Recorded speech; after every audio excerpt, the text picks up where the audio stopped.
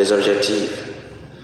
La parabole nous dit que l'époux ayant tardé, les jeunes filles se sont toutes assoupies et endormies. Elles se sont toutes endormies. C'est pour nous dire qu'elles avaient toutes une certaine faiblesse.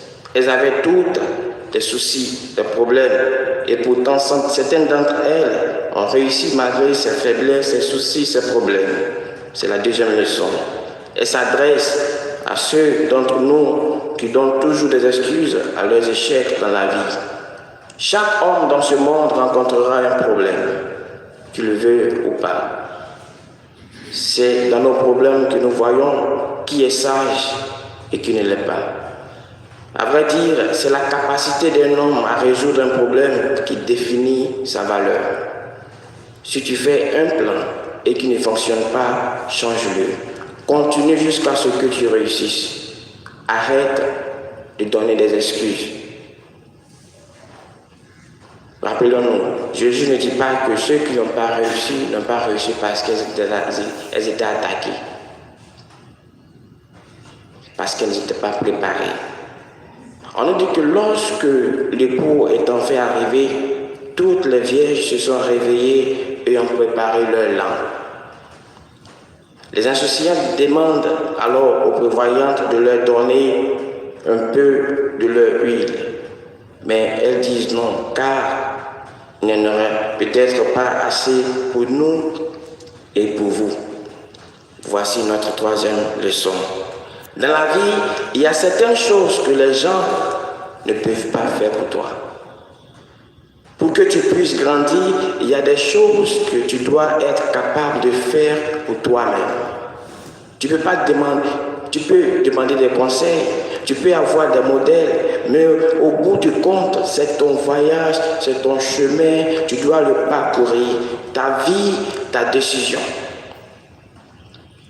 Il y a des moments où certaines personnes sont venues me voir au bureau pour que j'intervienne dans certains problèmes par rapport au foyer, tout cela.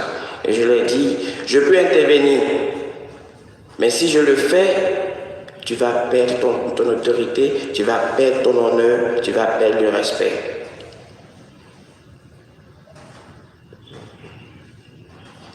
Pour ce cas, il va falloir que tu l'affrontes toi-même.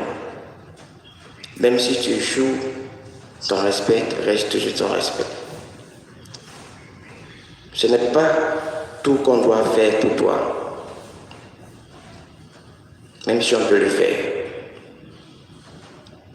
Enfin, on nous dit que les insouciantes ont décidé d'aller acheter leur huile. Mais quand elles sont revenues, il était trop tard, la porte était déjà fermée.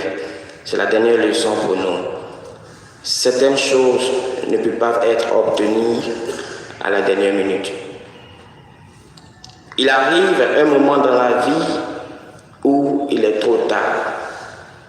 Et c'est la chose la plus malheureuse qui puisse nous arriver. Si je savais. Tu avais toutes les chances d'atteindre la grandeur. Tu avais toutes les chances d'accomplir ton destin.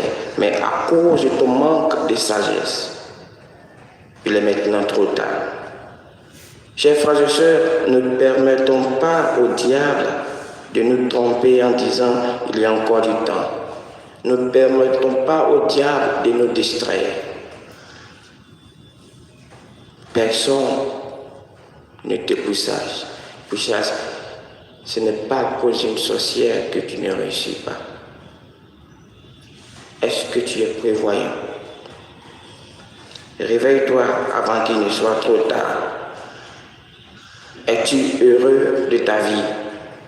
Si la réponse est négative, alors quel plan as-tu pour ta vie?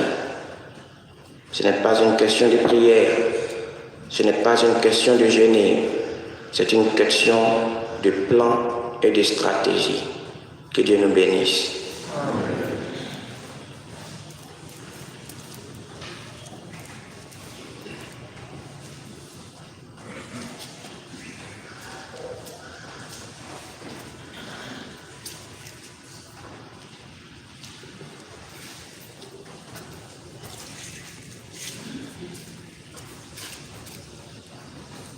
Ce qu'on va faire,